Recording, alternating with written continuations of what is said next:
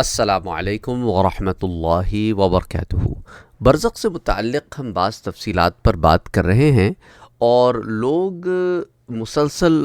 وہی سوالات بار بار بھیج رہے ہیں جن پر ہم بڑی تفصیل سے پہلے بات کر چکے ہیں۔ یا تو آپ چینل پہ نئے آئے ہیں اس لیے آپ کو شاید پتہ نہیں ہے کہ برزخ سیریز پر ہم نے کتنی تفصیل سے کام کیا ہے، اس لیے میری گزارش یہی ہے آپ سے کہ سوالات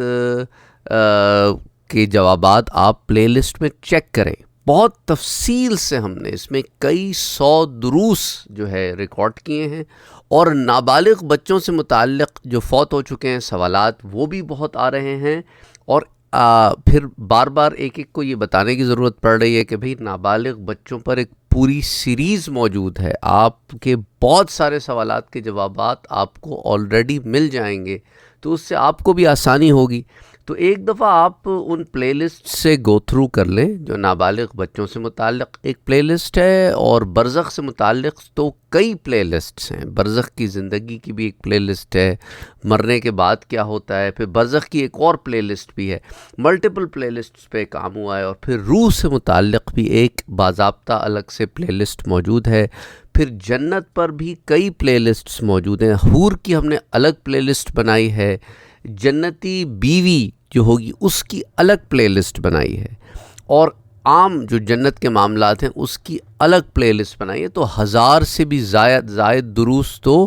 جنت پہ ہمارے موجود ہیں، اور پھر اسی طرح 1000 کے قریب ہوں گے برزخ پر بھی۔ تو بہرحال بڑی تفصیل سے ہم نے بات کی ہے، تو سوالات بھیجنے سے پہلے ایک دفعہ آپ ان پلے لسٹ کو ضرور وزٹ کریں۔ آپ کو تھوڑی محنت کرنی پڑے گی چیزیں ڈھونڈنے کے لیے، لیکن آف کورس چونکہ اب سوال ہے آپ کا تو جواب تک پہنچنے کے لیے کچھ نہ کچھ محنت تو آپ کو کرنی پڑے گی۔ تو اینی وے، اور ہو سکتا ہے اس محنت میں آپ اور بہت ساری زیادہ چیزیں سیکھ جائیں، اور بہت سارے آپ کے سوالات جو ابھی تک سوال بنے نہیں ہیں ان کے جواب بھی آپ کو وہاں مل جائیں۔ ایسا بہت سارے لوگوں نے پہلے بھی کیا ہے اور ان کو فائدہ ہوا ہے۔ تو بہرحال I just wanted to give that آپ کو یہ بتانا مقصود تھا کہ بہت ساری چیزوں پر آلریڈی کام ہو چکا ہے، تو آپ ضرور پلے لسٹ وہ چیک کریں۔ اچھا، اب آ جائیں کہ کیا مردے کو زندہ لوگوں کی باتوں سے تکلیف ہوتی ہے، اور جو فوت ہو جائیں ان کو کیسے یاد کرنا چاہیے؟ ام المومنین حضرت عائشہ صدیقہ رضی اللہ تعالی عنہا فرماتی ہیں کہ حضور اکرم صلی اللہ علیہ وآلہ وسلم کا فرمان ہے کہ میت کو قبر میں اس چیز سے تکلیف پہنچتی ہے جس چیز سے اس کو اپنے گھر میں تکلیف پہنچتی تھی۔ اس کو ابن ابی حاتم نے العلل میں روایت کیا ہے، جلد 1 صفحہ 372، اور امام قرطبی بھی اسے روایت کرتے ہیں التذکرہ میں فی احوال الموتى و امور الآخرہ۔ امام قرطبی رحمۃ اللہ علیہ فرماتے ہیں کہ ممکن ہے کہ اللہ کوئی فرشتہ مقرر فرما دیتا ہے یا کسی اور ذریعے سے، کیونکہ وہ قادر ہے جس طرح چاہے مرنے والے کو آگاہ فرما دے۔ میت کو زندوں کے اقوال اور افعال اللہ پہنچا دیتا ہے، اور اس سے فرشتہ موکل کی طرف اشارہ ہو، اور یہ بھی ممکن ہے کہ یہاں حدیث میں جو عربی متن میں لفظ میم الف ما آیا ہے وہ بمعنی من ہو، اور حدیث کا معنی اب یہ ہو کہ جو مرنے والے کی زندگی میں اس کو گھر میں تکلیف پہنچاتا تھا وہ اس کو اب قبر میں بھی تکلیف پہنچاتا ہے۔ یعنی کہ کوئی ایسی چیز، کوئی ایسی بات جو اس کے لیے زندہ رہتے ہوئے تکلیف دے تھی، موت کے بعد بھی تکلیف دے۔ یعنی کہ اگر آپ اس کی اولاد کو تکلیف پہنچا رہے ہیں، بعض ہوتے ہیں نا رشتہ دار، وہ اپنے بعض رشتہ داروں کے مرنے کے بعد ان کے پیچھے رہ جانے والی ان کی بیوی کو، ان کے بچوں کو، ان کے ماں باپ کو، جو بھی ہے جس قسم کی بھی کوئی تکلیف پہنچائیں، تو اور ان کو چونکہ اقوال و افعال پہنچتے ہیں، اور اس پر ہم نے کل بھی بات کی تھی، تو اس لیے اس سے ان کو تکلیف ہوتی ہے۔ اچھا، حضرت عروہ رضی اللہ تعالی عنہ بیان کرتے ہیں کہ ایک شخص نے حضرت عمر رضی اللہ تعالی عنہ کے پاس جا کر حضرت علی کرم اللہ وجہہ کی شان میں کوئی نیا زیبا بات، تو حضرت عمر رضی اللہ تعالی عنہ نے اس سے فرمایا کہ خدا تیرا ستیہ ناس کرے، تجھے کیا ہے؟ بلا شبہ تو نے اپنی بکواس سے اللہ کے رسول صلی اللہ علیہ وآلہ وسلم کو ان کے مزار اقدس میں اذیت پہنچائی ہے۔ اس روایت کو علامہ قرطبی نے التذکرہ فی احوال الموتى و امور الآخرہ میں روایت کیا، یعنی کیونکہ حضرت علی کرم اللہ وجہ حضور کے رشتہ دار ہیں، اس لیے حضرت علی کی شان میں کوئی نازیبا بات کرنا حضور کو ان کے مزار اقدس میں اذیت پہنچتی ہے اس بات سے۔ تو علماء کرام فرماتے ہیں کہ اس حدیث میں یہ بتایا گیا ہے کہ وہ جو چلے گئے ہیں ان کو بھی تکلیف پہنچتی، اور اسی طرح حدیث مبارکہ میں یہ بھی بات آتی ہے کہ وہ جو اس دنیا سے رخصت ہو چکے ہیں انہیں گالی نہ دو، کچھ برا نہ کرو،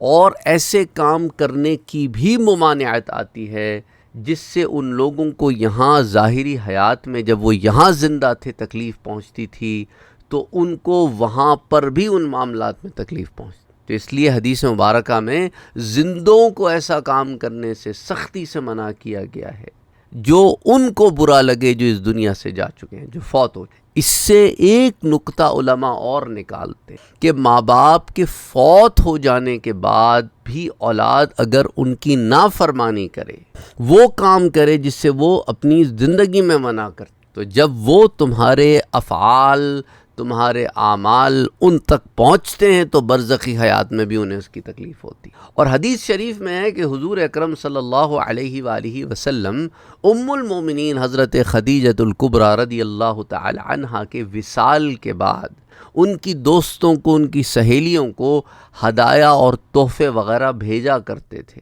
اور جب ایسا کرنا میت کے لیے صلہ اور نیکی ہے تو پھر اس کی الٹ قطع رحمی اور نافرمانی قرار پائے گی۔ اور اس حدیث میں یہ جو کہا گیا نا کہ میت کو قبر میں اس چیز سے تکلیف ہوتی ہے جس چیز سے اس کو اپنے گھر میں زندگی کے اندر تکلیف ہوتی تھی، تو اس حدیث کا ایک مطلب تو میں آپ سے بیان کر چکا ہوں، اور دوسرا معنی اس حدیث کا یہ بھی ہو سکتا ہے کہ اس میں جو لفظ ماں آیا ہے یہ بمعنی من ہو، اور اس سے مراد انسان کے ساتھ جو موکل فرشتہ ہے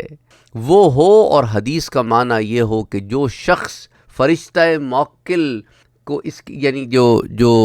فوت ہو گیا ہے اس کی زندگی میں اس کے گھر میں اگر کوئی تکلیف پہنچاتا تھا تو وہ قبر میں بھی اس کو تکلیف پہنچاتا ہے۔ اور اس حدیث پاک میں وارد ہے کہ حضور صلی اللہ علیہ وآلہ وسلم نے فرمایا کہ جب کوئی آدمی جھوٹ بولتا ہے تو اس جھوٹ کی بدبو کی وجہ سے آدمی کے ساتھ جو فرشتہ مقرر ہے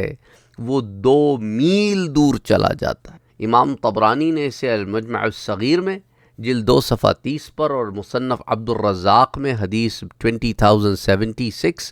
امام غزالی اسے احیاء العلوم میں، اور العقیلی اسے الضعفاء میں، اور اسی طرح اور مختلف کتابوں میں بھی یہ روایت آتی ہے۔ اور یوں ہی جب آدمی اللہ کی کوئی اور نافرمانی کرتا ہے اور معصیت کا ارتکاب کرتا ہے تو اس سے فرشتہ موکل کو اذیت اور تکلیف پہنچتی ہے۔ دیکھیں نا، انسان کے جھوٹ بولنے سے فرشتہ جو ساتھ ہے اسے تکلیف پہنچتی ہے تو وہ 2 میل دور چلا جاتا ہے۔ تکلیف پہنچتی ہے تو 2 میل دور چلا جاتا ہے نا، کیونکہ انسان ایک ایسی روحانی بدبو ریلیز کرتا ہے جو شاید آس پاس بیٹھے ہوئے لوگوں کو تو محسوس نہیں ہوتی لیکن فرشتے کو ہوتی ہے۔ وہ اعمال کی بدبو ہوتی ہے، برے اعمال کی۔ اسی طرح دوسرے برے اعمال وہ بھی اپنی اپنی طرف سے مختلف قسم کی بدبوئیں ریلیز کرتے ہیں جس سے اس فرشتے کو تکلیف ہوتی ہے اور اذیت ہوتی ہے۔ اور یہ بھی ہو سکتا ہے کہ جب ایک شخص اللہ کی نافرمانیوں پر اصرار کرتے ہوئے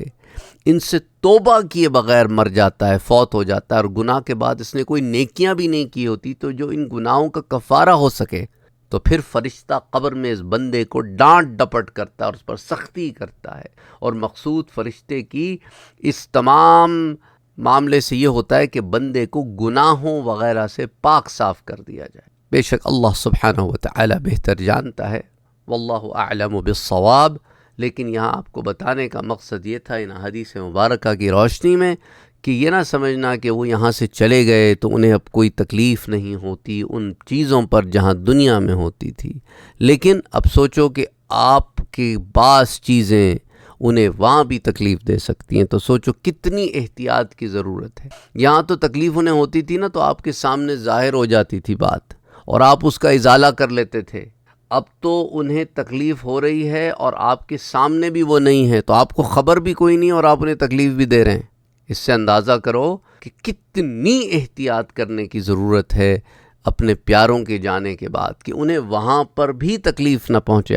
آپ کی وجہ سے، آپ کی باتوں کی وجہ سے، آپ کے اعمال کی وجہ سے۔ اس لیے استغفار کی کثرت کرو، اپنی زبانوں کو لگام دو، اور وہ جو ان سے منسلک رشتے تھے ان سے حیا کرو، ان کی اولاد، ان کے پیچھے رہ جانے والے لوگ، انہیں تکلیف نہ دو، انہیں اذیت نہ دو۔ بعض دفعہ سسرالی معاملات ایسے خراب ہو جاتے ہیں کہ بھئی شوہر کے انتقال کے بعد بیوی جو ہے اب وہ اس نے بالکل تعلق توڑ دیا ہے اور بچوں کو لے کے چلی گئی ہے، نہ ملنے دیتی ہے نہ کچھ۔ یہ معاملات اگر وہ تمہارے شوہر کی زندگی میں ہوتے تو اسے تکلیف ہوتی۔ اسی طرح بعض سسرالی ظلم ڈھانا شروع کر دیتے ہیں کہ بھئی اس کا تو مرد ہی نہیں رہا، اس کو جیسے مرضی چاہے ٹریٹ کرو، اس کے بچوں کو جیسے مرضی چاہے ٹریٹ کرو۔ اس سے ان کو تکلیف ہوتی ہے۔ وہ جو اس دنیا میں بظاہر تو نہیں رہے نا، وہ تو اس دنیا میں نہیں رہے، لیکن تمہارے معاملات ان پر پیش ہو رہے ہیں۔ بہرحال اللہ سبحانہ و تعالیٰ سب کے لیے آسانیاں کرے۔ اللہم صلی علی محمد وعلی آل محمد صلی اللہ علیہ وسلم۔